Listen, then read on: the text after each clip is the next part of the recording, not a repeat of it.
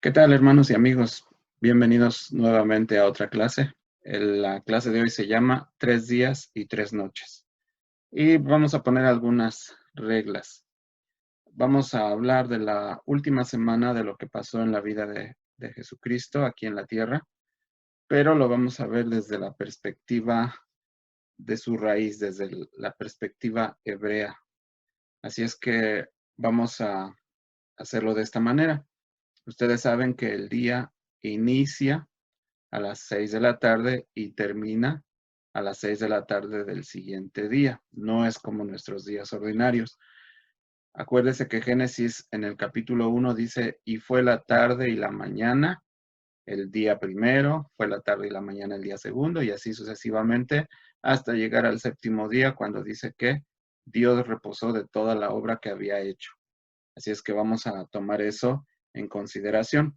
Las 3 primeras horas de lo que sería la noche al iniciar el día hebreo, pues es a las 6 de la tarde. Entonces, los judíos lo dividían en 3 vigilias, las 3 vigilias de la noche, o ya para el tiempo del Imperio Romano lo establecieron en 4 vigilias en la noche. Y ya a las 6 de la mañana empieza el día propiamente, de 6 de la mañana a 6 de la tarde. A la primera hora, que sería de 6 a 7, se le llama la primera hora. Entonces vamos a tener eso en consideración. Otra cosa importante, durante el día, en el tiempo de Jesús, ya se habían establecido 3 horas de oración. Así es que la primera hora de oración era la hora tercera. Si hacemos la suma, pues es la hora de 6 a 7 es la hora primera, de 7 a 8 es la hora segunda y de 8 a 9 es la hora tercera. Así es que en esa hora se empezaba la primera oración. La otra oración se hacía a la hora sexta, en otras palabras a mediodía, y la última oración se hacía a la hora novena, o sea, a las 3 de la tarde. Entonces vamos a tener eso en consideración.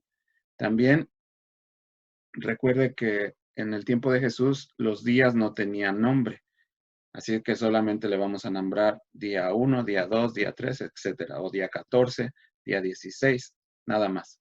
No le vamos a poner nombre. Al único día que le vamos a poner nombre es cuando sea el Shabbat semanal o, como ya les había explicado alguna vez, o sea el Shabbatón.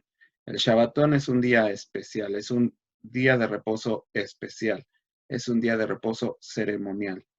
¿Cuándo ocurre este Shabbatón? Bueno, si ustedes leen en Levíticos 23, cuando habla de las fiestas, dice siempre que el primer día de la fiesta de los panes sin levadura se le considera un Shabbat especial o un sábado de gran solemnidad o día de reposo solemne. Es propiamente dicho de esta manera. Así es que eso es lo que nosotros vamos a poner en estas reglas. Cada vez que sea el inicio de una fiesta, como los panes sin levadura, se le considera un Shabbat ceremonial, o sea, un día de reposo especial, un día de reposo de gran solemnidad. Ok, acuérdese que durante la última semana de Cristo se celebran 3 fiestas. La primera, que es la Pascua, y al siguiente día, que es día de reposo, ¿sí? Empieza la fiesta de los panes sin levadura, que son panes sin levadura toda una semana, ¿sí? Y también recuerde que después del día de reposo semanal, el primer día de la semana, se celebra la fiesta de los primeros frutos. Eso es muy importante que usted lo recuerde. Vamos a partir del versículo más importante, y es Daniel 9:27. Usted dirá, bueno, ¿qué tiene que ver Daniel? Porque Daniel es el parteaguas de nuestro estudio. De ahí vamos a ir hacia atrás. Y dice Daniel 9:27, y por otra semana confirmará el pacto con muchos. A la mitad de la semana hará cesar el sacrificio y la ofrenda. Esta profecía tiene varios cumplimientos, pero el más importante es el hecho de que Jesús haya muerto a mitad de la semana. El versículo es muy congruente, ¿sí? Después de las 70 semanas de Daniel, históricamente, se cumple esta semana. Y dice que a la mitad de la semana cesaría el sacrificio. ¿Y sabe qué? Cuando Jesús murió, fue solamente una vez y para siempre. Él no tiene que morir muchas veces, ni ahora necesitamos de un cordero, de sacrificar un cordero, porque ese cordero fue apartado desde la fundación del mundo y ese cordero es Jesucristo. Así es que nosotros debemos tener eso en consideración. Como ya les dije hace un momento, nuestro estudio se llama 3 días y 3 noches, que de hecho debería ser al revés, debería ser 3 noches y 3 días, pero ahorita lo vamos a descubrir por qué. Muy bien, y nos vamos a referir solamente al mes de Nisan, que es lo que vamos a ver. El mes de Nisan es el mes cuando fue el sacrificio de Jesús durante la fiesta de la Pascua. Así es que vamos a ir hacia atrás. Acuérdese, usted va a tener los versículos para que los pueda compaginar con todo lo que vamos a ver. Así es que esto es 6 días antes de la Pascua, el día 9 del mes de Nisan, ¿sí? Acuérdese que dice que Jesús cenó en casa de Lázaro. Dice que Marta estaba preparando la comida y María unge a Jesús y también dice que enjuaga o seca sus pies con sus cabellos y los enjuaga con sus lágrimas. Entonces, esto es muy importante que recuerde esto. 6 días antes de la Pascua. Ahora, vamos al siguiente día, que sería el día 10 del mes de Nisan, ¿verdad? Acuérdese que esto empezaba a las 6 de la tarde del día anterior, ¿sí? Así es que estamos hablando del 10 de Nisan. Así que esto fue 5 días antes de la Pascua, ¿sí? En este momento también acuérdese que en Éxodo dice que el pueblo de Israel tenía que apartar un cordero de 1 año sin mancha, sin arruga, ni cosa semejante, y tenía que ser sacrificado. ¿Para qué? Para que sacara 2 cosas, para que se comieran la carne, que era obviamente quemada, ¿verdad? Pero también para sacar la sangre con la cual ellos pintaron o pusieron sobre los dinteles de sus puertas. Acuérdense que la última plaga iba a pasar y solamente las casas marcadas serían pasadas por alto. Así es que esto sucedió en el día 10. Así que se aparta la oveja para la Pascua. Alguna vez, y quiero decirles que esta celebración se hace en el Shabbat semanal. En otras palabras, el día 10 de Nisan durante el día era Shabbat. Pero había algo diferente en este Shabbat y para el tiempo de Jesús, esta es la diferencia. Usted se ha preguntado cómo es que las mujeres y los hombres estaban preparados con palmas y estaban preparados para recibir a alguien. ¿Alguna vez se ha preguntado cómo es que tan rápido ellos vieron a Jesús y decidieron agarrar ramas? No crea que lo hicieron porque así por coincidencia, no. En el día 10 del mes de Nisan, para el tiempo de Jesús, se hacía una ceremonia muy particular. El sumo sacerdote de ese momento amarraba y escogía un corderito de 1 año, sin mancha, sin arruga, y él hacía un pequeño desfile, una procesión que salía del Monte de los Olivos hacia Jerusalén, obviamente hacia el templo. Entonces, este sumo sacerdote amarraba al corderito y venía en esa procesión. Así es que cuando la gente veía al sumo sacerdote venir con el corderito, pues ya estaban listos y preparados y decían, Hosana, bendito el que viene en el nombre del Señor. Pero en este día en particular, vieron algo diferente. Ellos esperaban al sacerdote con el corderito, pero en lugar de eso, vieron a Jesús viniendo sobre un burrito, ¿verdad? Descendiendo del Monte de las Olivas hacia Jerusalén, ¿verdad? Con destino al templo. Y las mujeres y los varones empezaron a gritar, Hosana, bendito el que viene en el nombre del Señor. Y cuando se dieron cuenta que la profecía se estaba cumpliendo, la profecía de Jeremías, entonces empezaron a gritar, bendito sea el Hijo de David. Así que ellos gritaban con muchas ganas, bendito sea el Hijo de David. Hosana, Hosana, Hosana al Hijo de David. Así es que ellos estaban contentos porque se estaba cumpliendo delante de sus ojos la profecía, ¿sí? Bueno, Jesús llega a Jerusalén enseña en Jerusalén y nos dice que cuando va de salida de Jerusalén, dice que llora por Jerusalén. Y es cuando dice, oh Jerusalén, ¿cuántas veces quise yo tenerte como la gallina junta sus polluelos y los pone debajo de sus alas para darte protección y para darte amor, ¿verdad? Y entonces llora por la ciudad, porque él sabe el destino que va a ocurrir. Y entonces se va con los 12. Esto ocurre en el Shabbat semanal del día 10 de Nisan. Muy bien, ya al siguiente día, 4 días antes de la Pascua, el Nisan 11, ¿verdad? Es cuando Jesús regresa otra vez a Jerusalén para ir al templo, pero en el camino se encuentra una higuera. Esto también es muy importante. Esa higuera es de una trascendencia y una importancia muy grande, especialmente por lo que va a suceder al día siguiente. Eso lo vamos a estudiar después, pero esto es muy importante. Jesús va a la higuera y dice que quiere buscar higos, pero no encuentra ninguno. Y como tal dice, no des fruto nunca más, ¿verdad? Y se va. Y justamente, ¿verdad? Ustedes saben que Jesús un día antes, pues hace la procesión, ¿verdad? Y todos gritan, Hosana, bendito sea el Hijo de David, ¿sí? Pero cuando llega al templo en ese momento se da cuenta que estaba lleno de vendedores y de mercaderes y de cambistas. Y entonces dice que los echa del templo y les dice, ustedes han convertido la casa de Dios en cueva de ladrones. Y entonces ya aquellos que le gritaban, Hosana y bendito sea el que viene en el nombre del Señor, ya no lo vieron con buenos ojos. Pero bueno, esto tenía que ocurrir por lo que iba a acontecer unos días después, ¿verdad? Entonces, acuérdese, le voy a recordar otra vez, cuando el sumo sacerdote venía con la ovejita un día anterior, llegaba al altar del sacrificio, el primer altar, y entonces amarraba esa ovejita del altar, ¿sí? ¿Por qué era eso? Con el fin de que cuando viniera la gente lo pudiera ver, porque este corderito iba a ser sacrificado en el día 14 del mes de Nisan. Este corderito era un símbolo del perdón por los pecados de todo el pueblo en ese momento. Así es que los judíos tenían que estar seguros de que ese corderito no tenía mancha, ni arruga, ni cosa semejante. Así es que por eso lo amarraban ahí. Pero esto tiene algo más importante detrás de todo.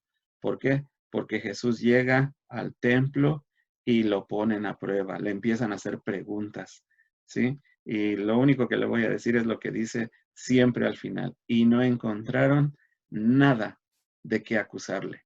Así es que ese fue nuestro Salvador y nuestro Señor. ¿Sí?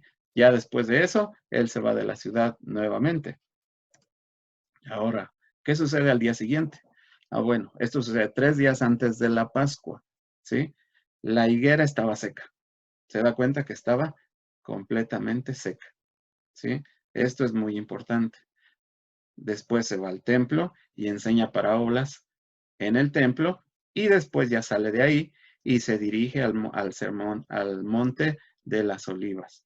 Y en ese monte de las olivas da el sermón que todos hemos escuchado acerca de el fin del mundo, acerca de su venida. Pero lo interesante aquí, y esto se lo voy a dejar para que tenga un poquito de curiosidad, pero ¿sabe usted que Mateo 24 es una continuidad, o más bien Mateo 25 es una continuidad de Mateo 24? Es el mismo sermón, no es algo diferente. Los dice al mismo tiempo. Y la razón por la que le comento esto es porque si usted los lee con cuidado, en en ninguna parte de estos dos capítulos, Jesús habla del rapto. Eso es muy importante, ¿sí? Yo no sé por qué Jesús no menciona el rapto en estos dos capítulos, pero lo que sí le puedo decir es que son de continuidad y este estudio va a estar impresionante. O sea, hasta a mí me palpita el corazón nada más de pensar lo que vamos a aprender en este capítulo, en estos dos capítulos, pero eso lo vamos a ver después.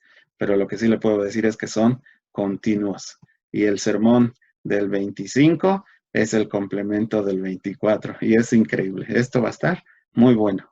Así es que en este momento Jesús se sale otra vez y ahora va a Betania, pero va a la casa de Simón el leproso.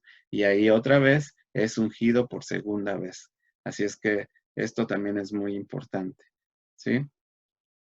Esto sucede en Betania, tan lo que fue primero y ahora, eso sucede en Betania. Betania estaba a 3 kilómetros de Jerusalén, o sea, no estaba muy lejos, estaba relativamente cerca. Así es que por eso él podía ir y venir sin ningún problema. Vamos al día 13, al día siguiente, 2 días antes de la Pascua. Acuérdense que los discípulos son enviados por Jesús y les dice vayan a tal casa y van a hablar con tal hombre y les va a decir el maestro viene a cenar aquí.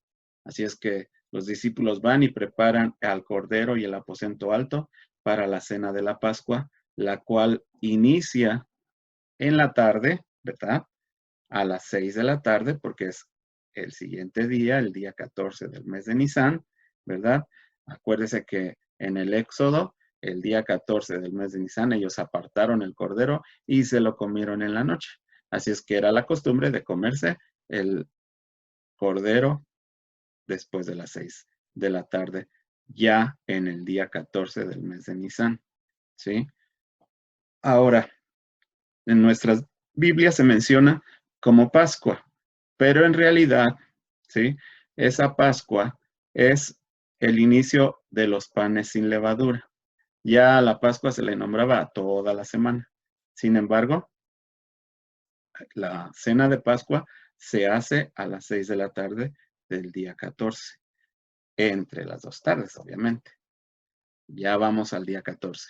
Esto es, por eso es un día antes de la Pascua. Usted dirá, bueno, pues están comiendo la Pascua. No, la Pascua se comía ahí, pero la celebración empezaba el día 14, en el día, que aquí estamos en la noche, ¿sí? Y justamente, si usted cuenta desde que yo le dije que era el Shabbat a este tiempo, es la mitad de la semana, lo que dice Daniel.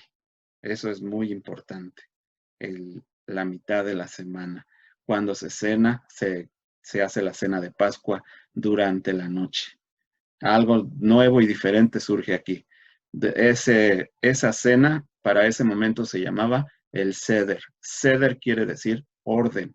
Así es que había un orden en esa cena. No crea que llegaban todos y vamos a comer y ay, como venga y sírvame el vino. No, no, no, no. Había un orden porque todo tenía un propósito. Y déjeme decirle, esto también lo vamos a estudiar después.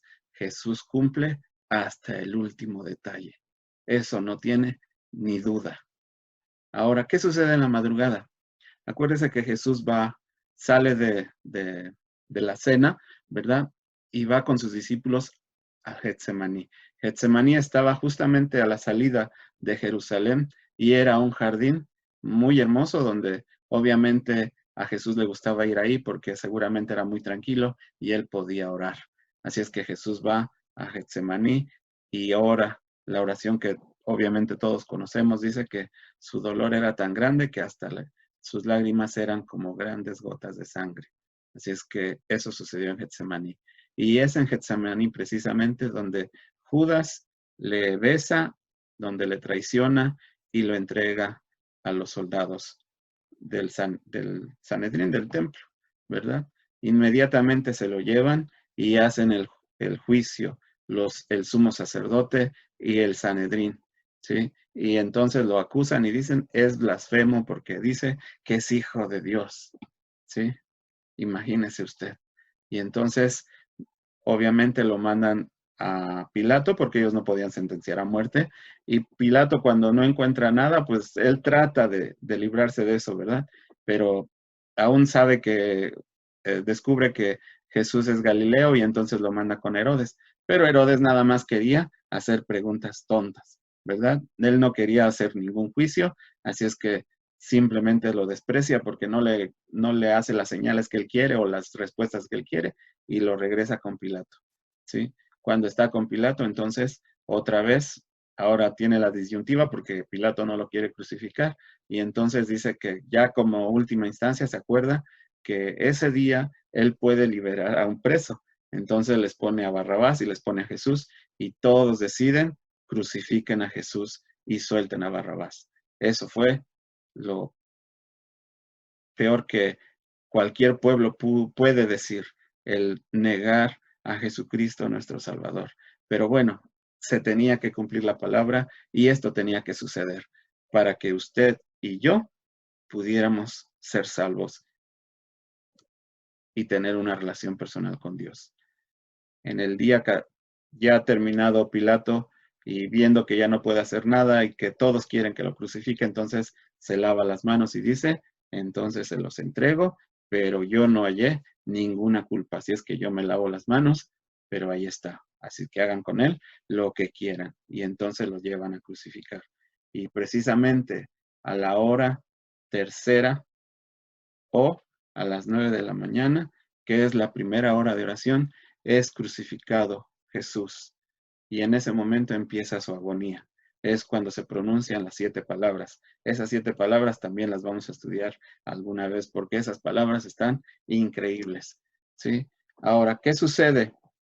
A la hora sexta del día, a mediodía, en la segunda hora de oración, dice que es hecho tinieblas por 3 horas. En otras palabras, de la hora sexta a la hora novena, de las 12 del día a las 3 de la tarde. Así es que esto sucede en ese momento. En ese mismo día, obviamente, a la hora novena del día, a las 3 de la tarde, en la tercera hora de oración, muere Jesús. Y es cuando se rasga el velo, se oscurece el sol, hay un terremoto. Esto lo puede ver usted en los diferentes evangelios, pero eso es lo que pasa. Y se terminan las tinieblas, obviamente. Jesús muere y dice, consumado es. Pero déjeme decirle algo antes de que se me pase. Acuérdese del corderito que estaba atado al altar del sacrificio. Cuando el sumo sacerdote veía que había pasado las pruebas, ¿verdad? Que no habían encontrado falta en él. Entonces tomaba aquel corderito, lo levantaba y con un cuchillo, ¿verdad? Cortaba su garganta. Y entonces el sumo sacerdote gritaba, consumado es. Se acabó. Ya este cordero es para el sacrificio. Así es que ahora sus pecados les son perdonados. ¿Y qué cree? Que en ese mismo momento, cuando el sumo sacerdote decía, consumado es, entonces Jesús, cumpliendo todo lo que la palabra decía, en su último suspiro dice, consumado es. Y es en ese momento en el que usted y yo podemos decir, ahora se ha consumado el sacrificio del Cordero, porque este es el Cordero de Dios que quita el pecado del mundo. Así es que podemos nosotros estar contentos y alegres porque eso sucedió para que usted y yo pudiéramos ser salvos y que usted y yo podamos tener una relación personal con Dios. Y ahora nosotros podamos decir, soy un hijo de Dios, un hijo restaurado, un hijo salvo y tengo plenitud de vida. Porque eso es lo que somos ahora. Somos hijos de Dios. ¿No le da gusto? ¿No le da emoción? Que ahora podemos decir eso. Y fíjese lo que son las cosas. Inmediatamente nos dice que Arimatea pide el cuerpo de Jesús porque se acerca el día de reposo. Pero Juan menciona un día muy especial, de grande solemnidad, porque no se estaba refiriendo al sábado, al Shabbat semanal, sino se estaba refiriendo al Shabbat ceremonial, al Shabbatón, que empezaba justamente a las 6 de la tarde, ya en el día 15. Así es que eso es muy importante. Acuérdese que estábamos a la mitad de la semana. Así es que ahora vamos a empezar a contar. Y esto es lo más emocionante. ¿Por qué? Porque la Biblia cumple todos los parámetros a través de Jesucristo. ¿Sí? El día 15 del mes de Nisan, ya a las 6 de la tarde, ¿verdad? Jesús es puesto en la tumba y iniciamos el conteo del día primero, ¿sí? A este día se le llama el día de reposo, pero se está refiriendo al Shabbatón. ¿Por qué? Porque es un día después de la mitad de la semana, ¿sí? Y es cuando inicia los panes sin levadura. Jesús es puesto en la tumba ¿Y qué cree? Ese día los sacerdotes van con Pilato, aunque era de gran solemnidad, los sacerdotes van, ¿sí? Y le piden una custodia, una guardia romana para que custodien la tumba, porque dicen ellos, él decía que a los 3 días iba a resucitar, así es que seguramente sus discípulos van a mover la piedra y van a llevarse el cuerpo y van a decir, las palabras del maestro se cumplieron. Así es que le pusieron una guardia romana. Acuérdense que eran soldados, no eran cualquier persona, eran soldados entrenados y que estaban dispuestos a morir por defender ese lugar. Así es que eso debemos tenerlo presente. Al día siguiente, estamos hablando del día 2, ¿verdad? Todavía estamos celebrando los panes sin levadura. Acuérdense que empezaba un día antes, ¿sí? Jesús está en la tumba y esa tumba está custodiada por la guardia romana. Pero ya a las 6 de la tarde empieza el Shabbat semanal. ¿Sí? Entonces, esto es emocionante porque empieza el Shabbat otra vez. El sábado, obviamente, el Shabbat semanal. Acuérdense, eso es muy importante. Estamos hablando ya del día 17 o el día 3 de Jesús, de que está Jesús en la tumba. También es el tercer día de los panes sin levadura, ¿sí? Así es que después de las 6 de la tarde, inicia el día 18. ¿Sí? Cuando termina el Shabbat semanal. Y entonces se mueve la piedra. Qué emoción, ¿no? Se mueve la piedra. Y dice que los soldados romanos se espantan y quedan petrificados de ver el poder de resurrección. Esto es, hermanos, el poder de resurrección. Para ellos era inexplicable, no lo podían comprender, pero Jesús estaba venciendo a la muerte. Jesús estaba pagando por nuestros pecados, pero ahora estaba siendo glorificado para que esa gloria también sea manifiesta para los hijos de Dios. Así es que esto es poder de resurrección. No es un juego, no es una chanza, no es una fábula. Esto es poder de resurrección. Si usted va a Jerusalén, usted va a encontrar una tumba vacía. Esa tumba se vació ese día cuando Jesús resucitó. Así es que usted recuerde eso. Hemos sido justificados por fe en la gracia que es en Cristo Jesús. Así es que esto es emocionante. El día 18 a las 6 de la tarde, acabando el Shabbat, cuando inicia el primer día de la semana, seguimos celebrando los panes sin levadura, pero ¿qué cree? Que nos dice Levíticos que el día siguiente, al día de reposo semanal, entonces inicia la fiesta de los primeros frutos. Y es ahí cuando Jesús resucita.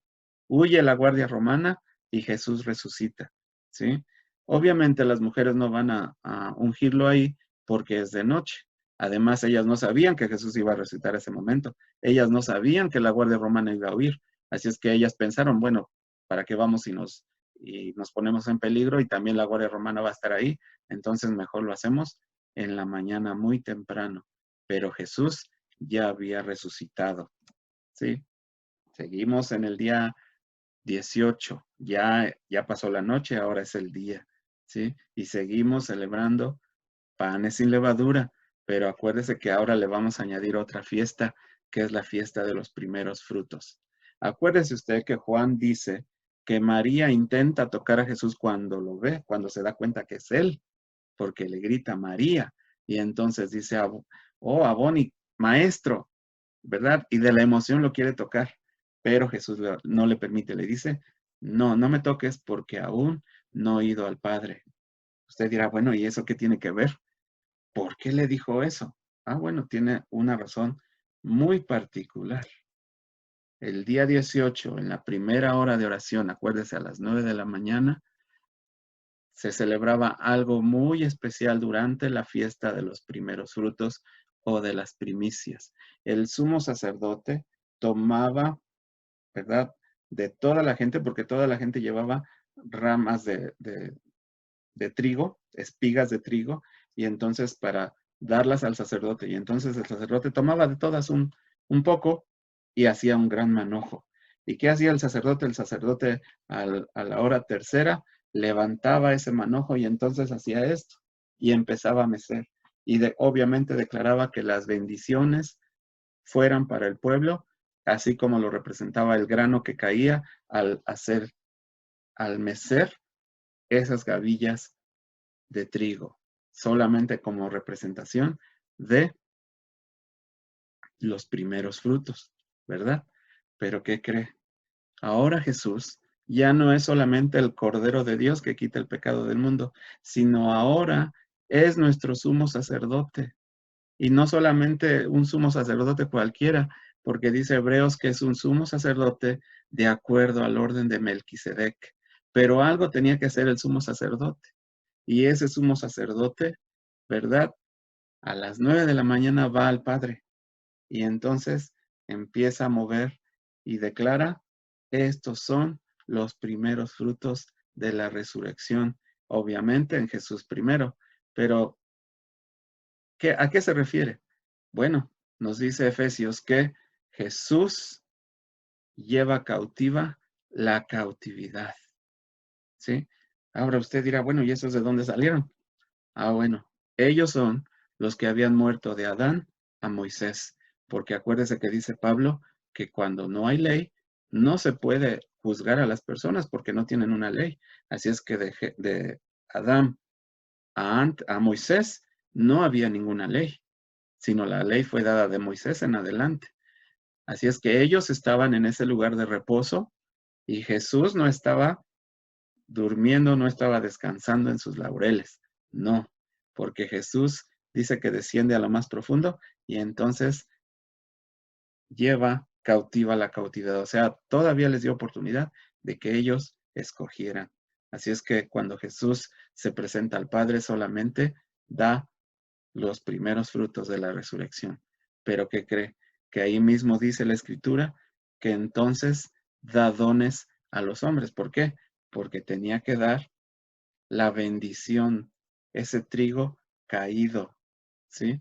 Así es que Jesús nos da esos dones. El don más importante, el don que necesitamos siempre es el don del Espíritu Santo. Y con él vienen los demás dones. Así es que eso también lo vamos a ver en alguna clase porque esos dones son increíbles. Esos dones los tenemos todos. Y cuando usted se dé cuenta que usted tiene ese don ahí guardado, usted va a gritar de alegría porque va a poder empezar a desarrollarlo. Así es que esto es muy importante. Jesús vive para siempre. Jesús dice, yo soy la resurrección y la vida. El que cree en mí, aunque esté muerto, vivirá. Así es que debemos tener esa confianza de que Jesús vive y vive para siempre. Así es que Dios les bendiga. Espero que hayan disfrutado esta clase como yo lo estoy haciendo y que haya sido de bendición para su vida.